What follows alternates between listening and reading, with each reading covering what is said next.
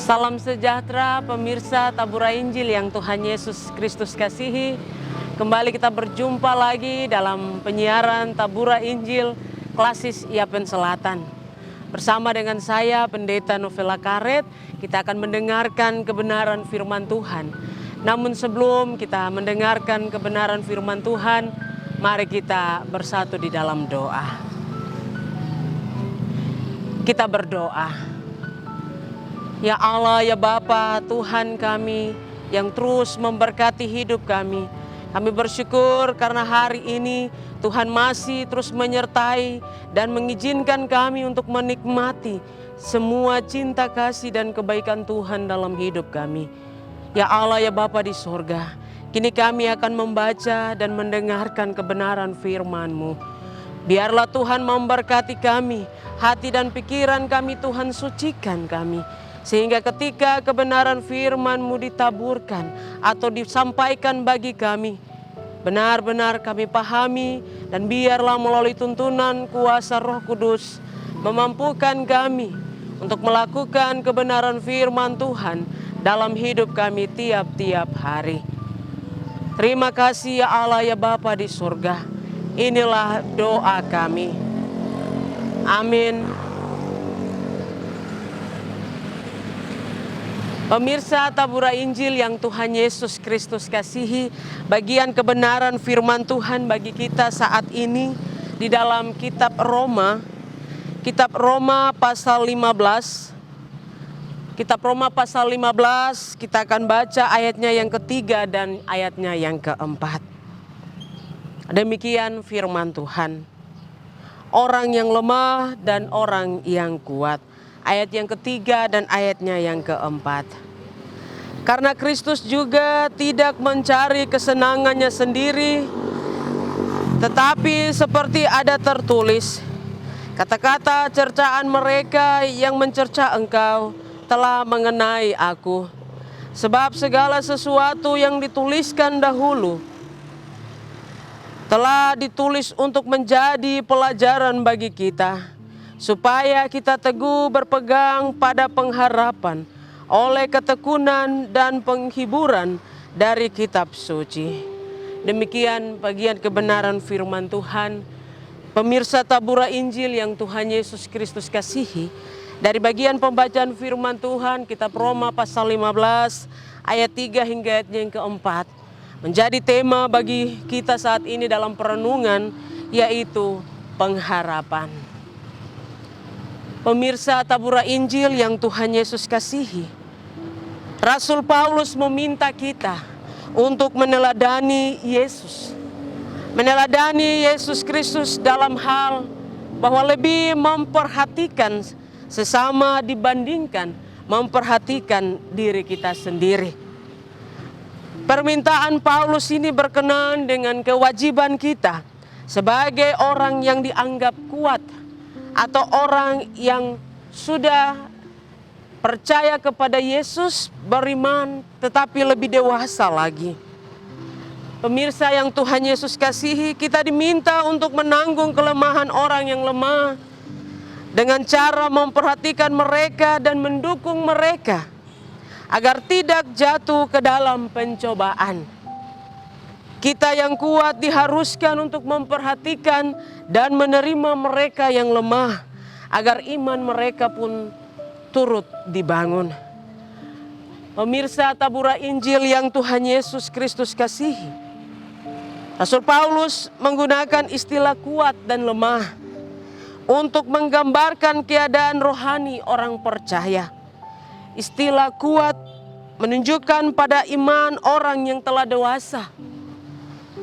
Iman orang yang telah dewasa dalam Kristus, sehingga peka terhadap masalah orang lain atau masalah-masalah yang dihadapi.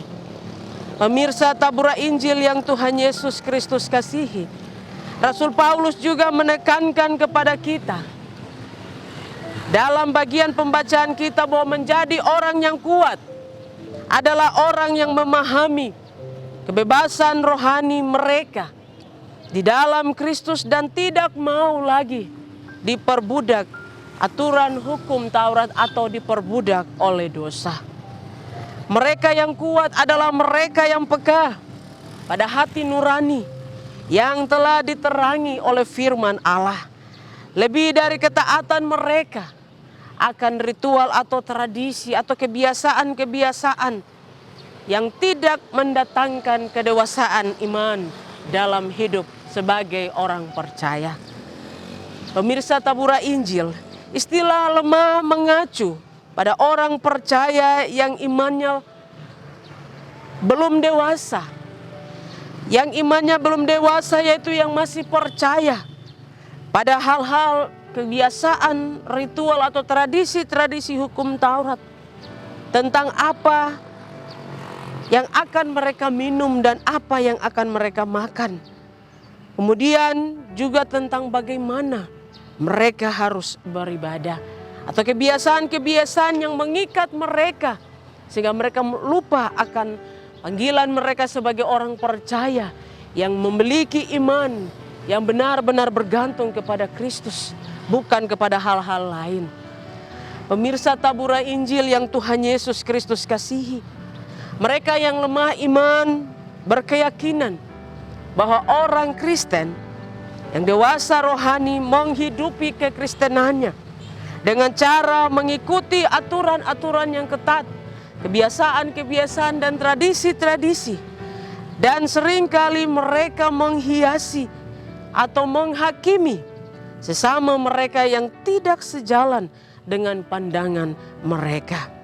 Pemirsa Tabura Injil yang dikasihi dan diberkati oleh Tuhan, nasihat Rasul Paulus ini mengingatkan kita sebagai orang-orang yang telah kuat atau yang telah mengalami kedewasaan iman untuk terus hidup dan mempertahankan pertumbuhan iman kita di tengah-tengah berbagai tantangan-tantangan dunia ini.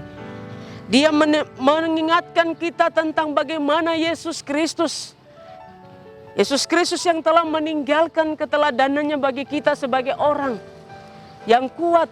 Meskipun dia harus rela mati, dia harus menanggung segala dosa yang sebenarnya bukan diperbuat oleh Yesus, tetapi atas kehendak Bapa di sorga.